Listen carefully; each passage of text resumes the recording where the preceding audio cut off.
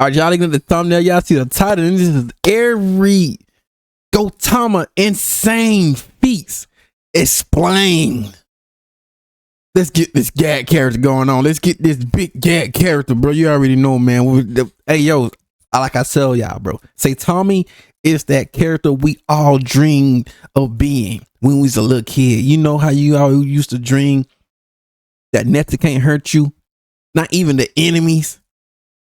Superman, he get hurt by enemies and he have a weakness and all that. But Saitama, he's Superman, yeah, Superman got weakness and all that stuff. But Saitama, he can take hits and nothing don't phase him. He is that thing that we all dreamed of when we was a little kid, of superhero. Like nothing can't hurt me, not even the powerful monster, the powerful big I'm talking the final boss person, not, you know, all that type stuff, But let's check this out.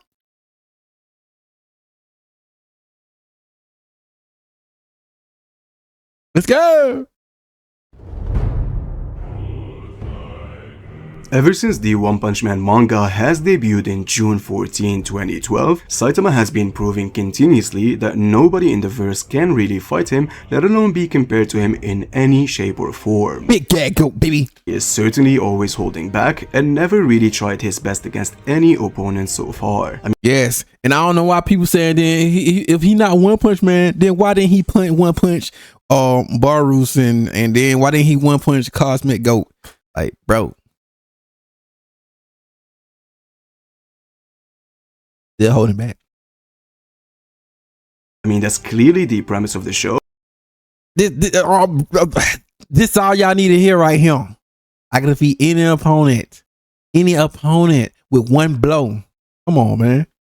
Since Saitama is supposed to be an endgame character that can one-shot any opponent he faces, no matter how strong or skillful they are. However, in 2015, when the first season of the anime dropped and we only had up to 85 chapters, Saitama's best feats were jumping from the moon to earth in a matter of seconds. The one that I love is the one I could never understand was the serious table flip.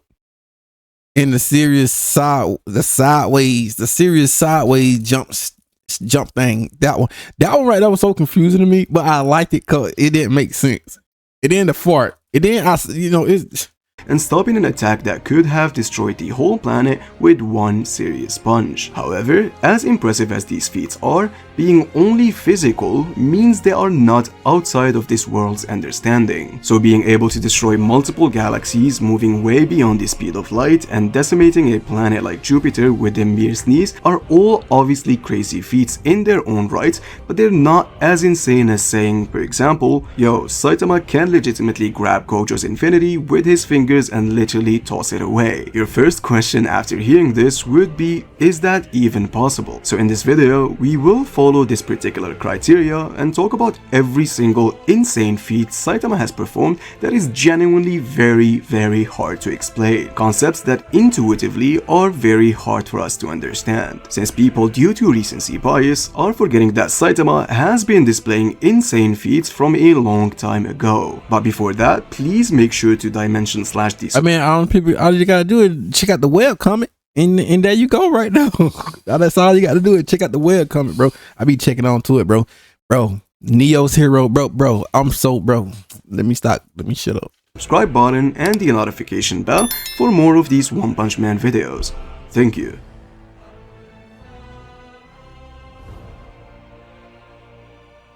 Let's go.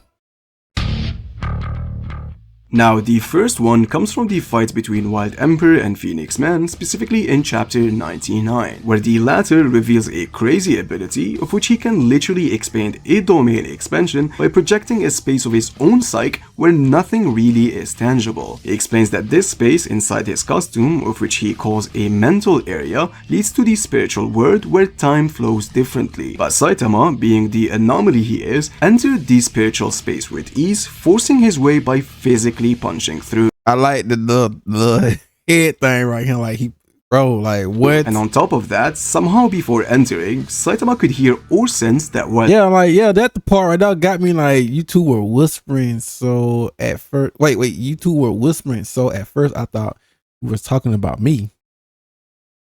Talking about Talking about my head. Yeah.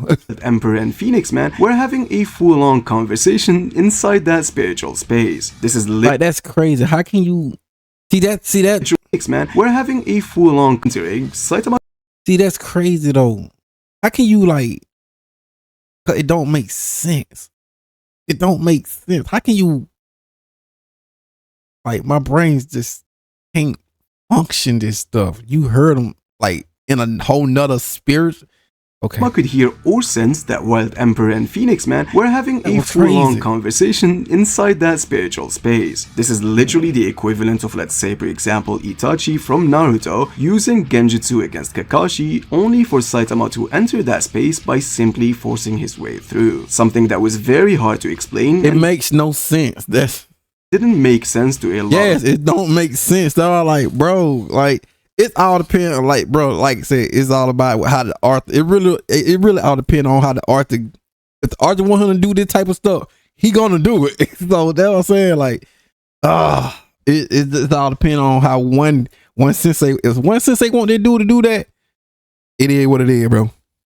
Of people at that time. This is also known as astral projection, which is the ability to separate one's spirit or soul from one's body, essentially leaving the body to enter an astral realm, allowing them to communicate and interact with souls. And if you're well invested in the Marvel universe, a character called Doctor Strange heavily relies on this ability, and Saitama casually showcased he can pretty much do the same thing. Now, the second feat comes from the fight between Cosmic Figaro and Saitama, specifically in chapter 167. However, it's very important to circle back to the fight that happened right before, which is Garu versus Blast, where even though Blast was initially getting the best of Garu, the latter managed to copy two of his abilities, the Gravity Knuckle and the Circular Portal. The Circular Portal is considered to be a hyperspace gate according to Garu, and in science fiction, hyperspace, also known as null space, subspace, overspace, jump space, and similar terms, is a concept relating to higher dimensions as well as parallel universes, which means that this portal should hypothetically be, by the very least, a fourth dimensional construct. Now forward to chapter 167, Garu wanted to avoid fighting Saitama in Jupiter by sending him to another dimension, but Saitama, being the crazy character he is, just casually kicks the portal, bro. This does not make sense. Like, bro, like people, I told y'all. He got some type of Looney Tune. He got some type of Looney Tune in him too. Once they say Emerald, they giving this dudes all. He, like I said, he just he is built different, man. Like, he's so hard to explain. I'm like, that why, bro. I'm like, I can't even explain it, but he's so hard to explain.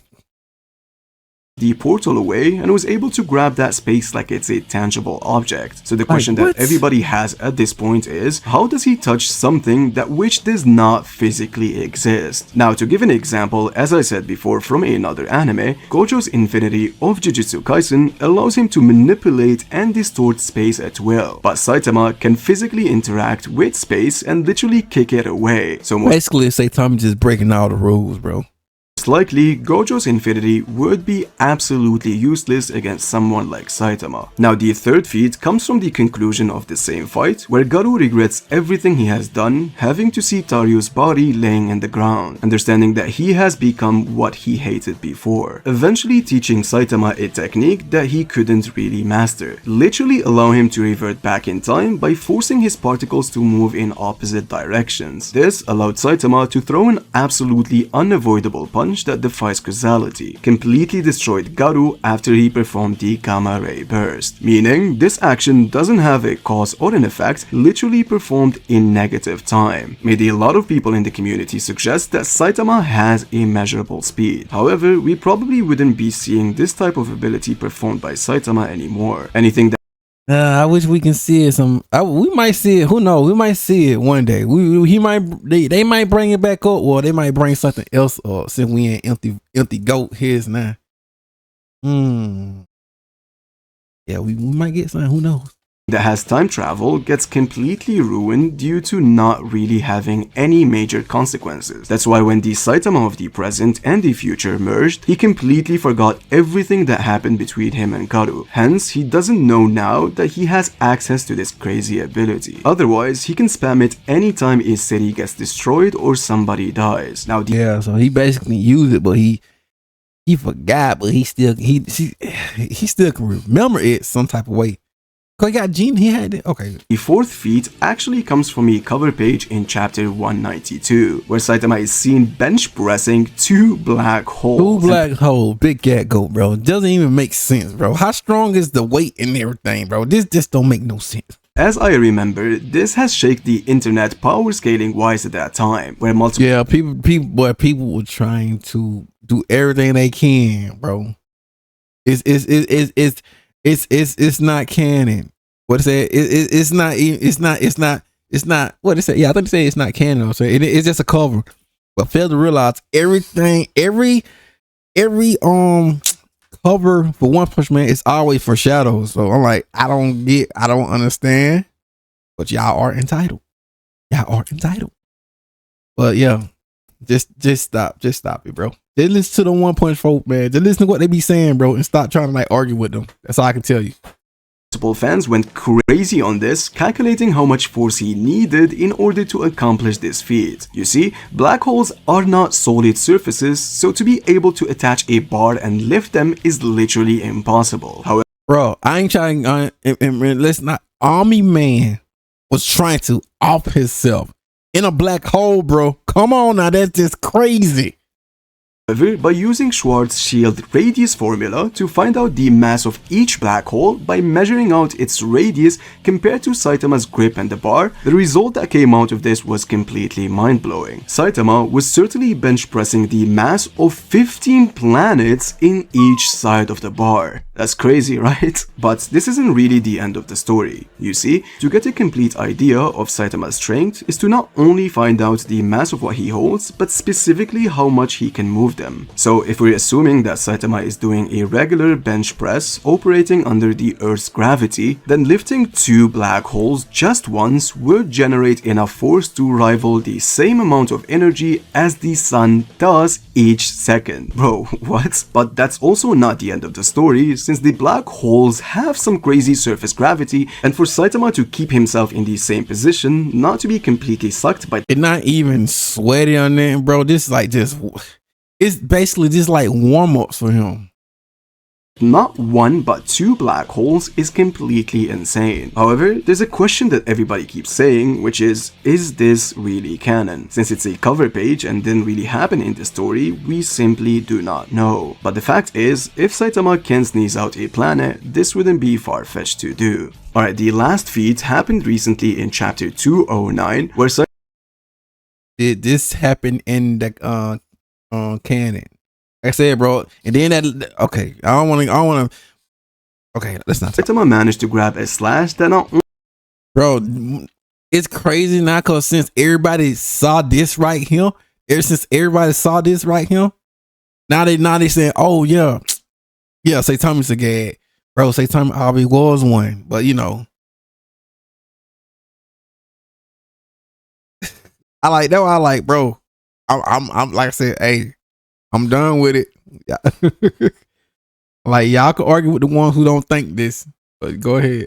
only came from another higher plane of existence, but also is supposed to ignore the causality of this universe, which means that this certain attack is supposed— You can't dodge the dimension slash anymore. to be impossible to dodge with normal means. But again, Saitama not only did it casually using only 2 of his fingers, but also managed to physically force it— Or someone from the 5th all the way back down to the 3rd. Like, how?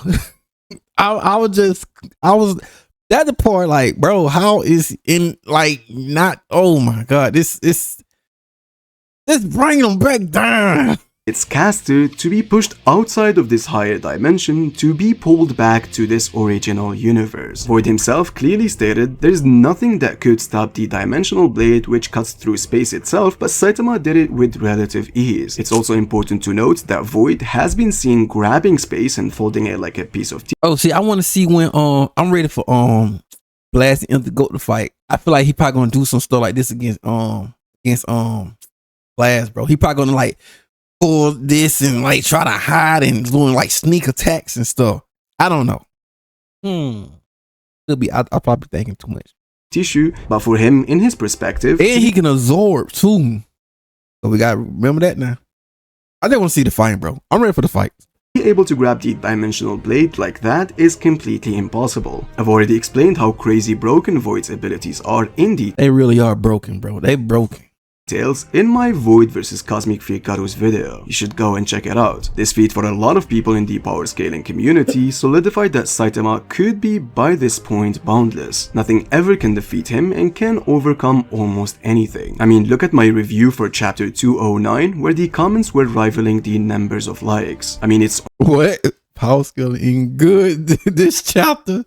God, no. Yeah, they crazy. Only natural for people to be this contentious, especially since interacting with a being that operates from a higher dimension. Bro, people just gonna start, like I said, people just gonna start loving One Punch Man, bro. I mean, I already called it, bro. This is gonna be anime of the year. And stopping an attack that could have immeasurable speed with relative ease suggests that Saitama could be very much boundless. Bro, y'all, I can sense no limit to his energy.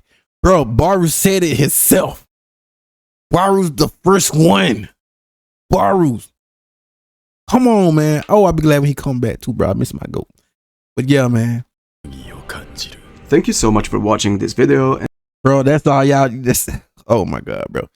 Let's not talk about it. But yeah, man, you already know. Link in the description, all that good stuff, man. I might y'all be safe.